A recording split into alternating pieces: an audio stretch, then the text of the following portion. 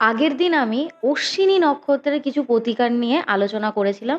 আজকে কিন্তু আমি আলোচনা করব ভরণী নক্ষত্রের প্রতিকার নিয়ে। ভরণী নক্ষত্রের নক্ষত্র দোষজনিত কিছু প্রতিকার আজকের আমি এই ভিডিওতে শেয়ার করব। যাদের ভরণী নক্ষত্র তারা এই রেমিডিসগুলো কিন্তু অবশ্যই করতে পারেন প্রতিনিয়ত, এবং যাদের ভরণী নক্ষত্র তারা কিন্তু কমেন্ট করে জানাতে একদমই ভুলবেন না। প্রথমত বলে রাখি, ভরণী নক্ষত্রের মানুষরা যেমন রাগী হন, জেদি হন, তার সাথে সাথে প্রচণ্ড পরিমাণে আপনাদের মধ্যে সৃজনশীলতা এবং ক্রিয়েটিভিটি কিন্তু ভরে ভরে রয়েছে। তাই জন্য কিছু এমন রেমেডিস আমি শেয়ার করব যেটা করলে কিন্তু জীবনে সাফল্য এবং সুখ সমৃদ্ধি সবসময় বৃদ্ধি পেতে থাকবে।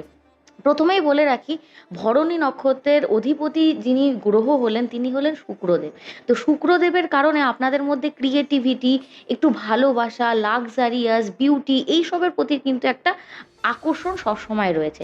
তাই জন্য শুক্র এই গ্রহ প্ল্যানেটটাকে যদি আপনারা অ্যাক্টিভেট করে রাখতে চান এভরি টাইম, তাহলে কিন্তু অবশ্যই সবসময় সাদা কালারের, মানে হালকা কালারের পোশাক পরিধান করার চেষ্টা করবেন। গাঢ় কোনো কালার লাইক গাঢ় নীল রং বা কালো রং, এই রঙগুলোকে একটু অ্যাভয়েড করার চেষ্টা করবেন। সবসময় চেষ্টা করবেন একটুখানি আতর বা সেন্ট বা পারফিউম এগুলো লাগিয়ে রাখার। একটু পারলে ঘর বাড়িগুলোকে একটুখানি পরিষ্কার পরিচ্ছন্ন করে রাখার চেষ্টা করবেন, এবং আপনার ওয়াইফ বা মায়ের সাথে সম্পর্ক সবসময় ভালো রাখার চেষ্টা করবেন। এবং বৃহস্পতিবার বা শুক্রবার করে আপনারা শুক্রায় নামাহা এই মন্ত্রটা ১০৮ বার করে করতে পারেন।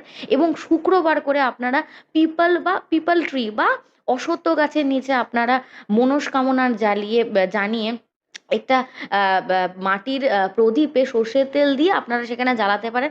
বা আপনারা আমলকি গাছের যত্ন নিতে পারেন। এটা করলে ভালো ফল লাভ হয়। এবং এই নক্ষত্রের যিনি দেবতা তিনি হলেন যম। তো এই কারণের জন্য যমায় নামাহা এই মন্ত্রটা আপনারা যদি উচ্চারণ করতে পারেন, এতে করে কি হয়, ন্যায়ের দেবতা, ন্যায়পরায়ণ থাকবেন এবং সবসময় থাকবেন সৎ থাকতে। এই মন্ত্রটা জপ করলে কিন্তু সব দিক থেকে বাধা বা বিপদ কিন্তু দূর হয়ে যাবে, এবং আপনারা পূর্বপুরুষদের থেকেও কিন্তু আশীর্বাদ লাভ করবেন। এবং তাছাড়াও যেহেতু এই নক্ষত্রের প্রতীক হলো যোনি বা গর্ভ, এই কারণের জন্য মা কালীর উপাসনা বা মা কালীর আরাধনা করা খুব ভালো। যখনই কোনো কালী পুজো বা মা কালীর পুজো করছেন, তখনই মা কালীকে যদি আপনারা ১০৮টা জবা ফুলের মালা অর্পণ করতে পারেন, খুব ভালো ফল লাভ করবেন। এবং জীবনে সুরক্ষা এবং শক্তির যে একটা প্রতীক, সেটা কিন্তু আপনারা সবসময় নিজেদের মধ্যে ফিল করতে পারবেন। তার সাথে সাথে ভরণী নক্ষত্রে যারা জন্মগ্রহণ করেছেন, কোনো দিন এই নক্ষত্রে কাউকে কোনো দিন ধার দেবেন না।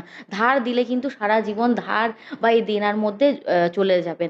আর তার সাথে সাথে বলি, বাড়িতে একটা পারলে পদ্ম ফুলের ফটো ফ্রেম আপনারা পূর্ব দিক করে কিন্তু রাখতে পারেন। এই কয়েকটা ছিল রেমিডিস, আপনারা করে ফেলুন।